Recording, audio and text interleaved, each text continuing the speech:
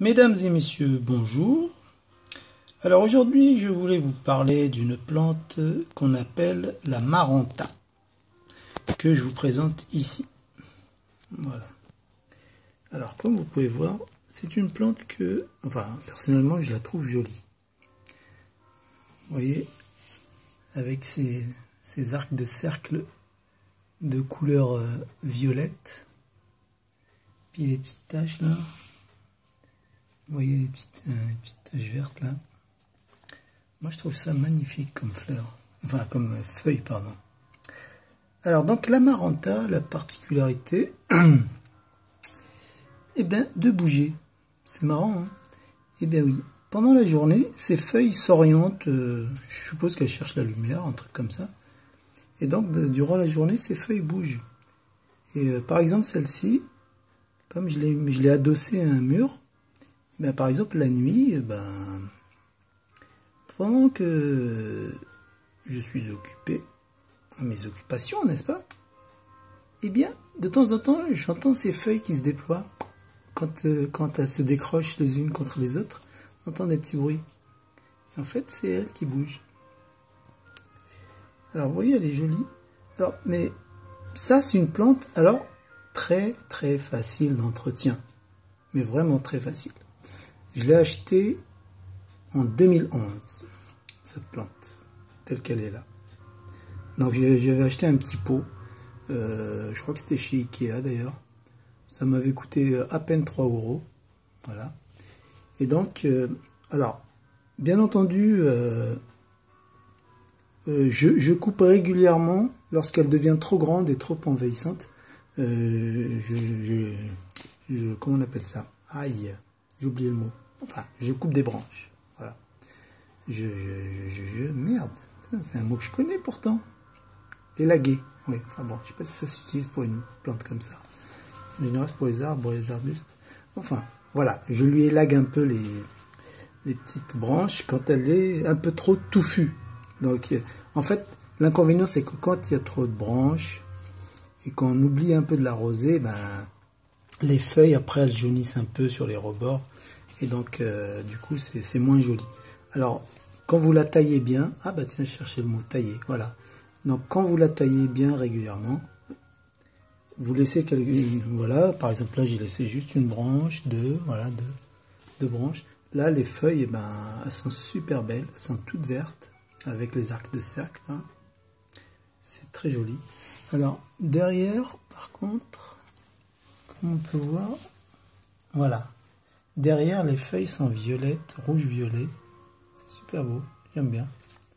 Donc, d'ailleurs, en fait, le jour où je l'ai acheté, ce qui m'a attiré, ce sont les arcs de cercle qu'il y a là, qui sont violets, qui sont très colorés. C'est ça qui m'a attiré sur cette plante. Alors, pourquoi je vous fais une vidéo? Pas uniquement parce qu'elle est jolie. Hein. Des plantes, il y en a plein qui sont jolies. Mais je voulais parler particulièrement du fait que cette plante est facile à bouturer. Et oui, je reviens encore sur les boutures. Je sais, hein, c'est un sujet récurrent sur ma chaîne, c'est la bouture. En fait, j'ai cette manie de vouloir bouturer tout ce que je trouve comme plante. J'essaye toujours, à chaque fois que je trouve une plante, j'essaye de la bouturer. Alors, je ne vous cacherai pas que cette plante-là, je l'ai bouturée plusieurs fois. D'ailleurs, attendez 2 secondes, je vais vous présenter les boutures que j'ai faites entre temps. Alors, une petite pause. Tac. Voilà, je reprends donc où j'en étais. Alors, vous pensez bien que de 2011 jusqu'à aujourd'hui, j'ai réalisé plusieurs boutures, même des boutures que j'ai données à des amis. Alors, parmi les boutures que j'ai gardées, j'en ai gardé 2 qui sont là. Alors, celle-ci, comme vous pouvez voir, alors, vous voyez par exemple ici, celle-ci, c'est une bouture qui date, elle doit dater de l'année dernière, je crois. Elle doit avoir 1 an. Voilà. Bon, vous voyez qu'elle n'a pas elle n'a pas encore les feuilles, les arcs de cercle violets. Elle est encore toute verte, celle-là. Si, là, elle commence à développer un peu de couleur, voilà. Oui. Voilà, donc ça, c'est une bouture qui a quelques mois, donc. Et puis la plus récente, celle que j'ai réalisée il y a à peine, j'ai dû la réaliser ce printemps. Voilà, c'est une petite branche que j'ai découpée de la plante mère, hein, qui est là. Et là, celle-là, par contre, comme c'est une... Voilà, en fait, j'ai pris quoi? J'ai pris une... J'ai dû prendre ça. Ouais, j'ai dû prendre... Non, celle-là, elle est récente. Voilà, j'ai dû prendre une feuille, une branche avec une feuille. Et là, tout ce qui est à côté, là, donc tout ça, c'est nouveau. Voilà, donc elle a bien pris. C'était assez facile. Alors, bon, là, c'est un pépin de citron que j'ai planté à côté. Voilà, donc très facile à bouturer cette plante, cette maranta. Alors, comment je fais? En général, je prends une branche, je prends un bout de branche, par exemple ici, là. Si par exemple j'ai envie de... ici, là, si je coupe cette branche ici, je la coupe sur là où il y a un nœud, ici, par exemple. Je la couperai juste sous le nœud, en fait, je couperai juste un petit peu sous le nœud. Et puis, je laisserai tremper la branche dans de l'eau, hein, un verre d'eau, par exemple. Vous laissez tremper pendant 2 semaines environ.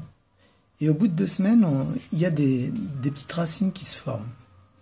Alors, 2-3 semaines maximum, vous êtes quasiment sûr. Hein. Moi, je l'ai fait, par exemple, celle-là, je l'ai faite au printemps. Là, ça a super bien marché. C'était très rapide. Donc, au bout de 2 semaines, j'avais des petites racines, 2-3 racines. Et hop, directement, j'ai rempoté, hop, du terreau. Et j'ai mis ça dans un petit pot de récupération. Et là, elle tient, comme vous pouvez le voir, hein, elle a fait, donc là, elle a fait plusieurs feuilles. Elle a fait plein, voilà, elle a fait 4 feuilles. 3 petites feuilles et une grande. Et puis là, bon, celle-là, comme vous pouvez voir, celle-là, elle est touffue. Voilà. Alors, en général, quand les feuilles meurent, voilà ce que ça fait quand les feuilles meurent, elles sèchent. Voilà. Donc, de temps en temps, quand vous voyez ça, ben, vous avez juste à tailler, paf, paf, petit coup de ciseau. Et voilà. Donc, tout ça pour dire que une plante très facile à bouturer. Si, par exemple, vous avez des amis qui ont une belle plante comme ça, vous pouvez facilement leur demander de récupérer une petite branche dessus, s'ils veulent bien. Et comme je vous dis, hein, vous pourrez vous créer votre propre plante à partir d'une bouture. Voilà, très facile. Et alors l'avantage qu'elle a, hein, comme je vous dis, même si vous oubliez de l'arroser, eh ben, c'est pas grave, c'est pas pour autant qu'elle va crever, sauf si vous l'abandonnez pendant un certain temps, bien sûr. Mais si jamais vous oubliez de l'arroser, bon, les feuilles vont spiraler un peu. Ça vous donne un petit peu l'idée. Par exemple, là, celle-là, tu vois, hein, bon, vous voyez là, les feuilles commencent à spiraler. Ça veut dire qu'elles manquent d'eau. Et donc là, dès que j'aurai coupé cette vidéo, eh bien, je vais lui donner un petit peu d'eau. Et effectivement, c'est un peu sec. Voilà. Donc, je lui donne un peu d'eau. Elle ne nécessite pas beaucoup d'eau. Hein. D'ailleurs, elle ne nécessite pas beaucoup d'eau. Donc, et voilà. Donc, si jamais vous voulez une maranta jolie avec des couleurs comme ça, avec les feuilles qui bougent un petit peu au cours de la journée, qui s'orientent dans différentes directions, eh bien, je vous la conseille. Voilà. Soit vous l'achetez, un petit pot, et puis vous le laissez grandir.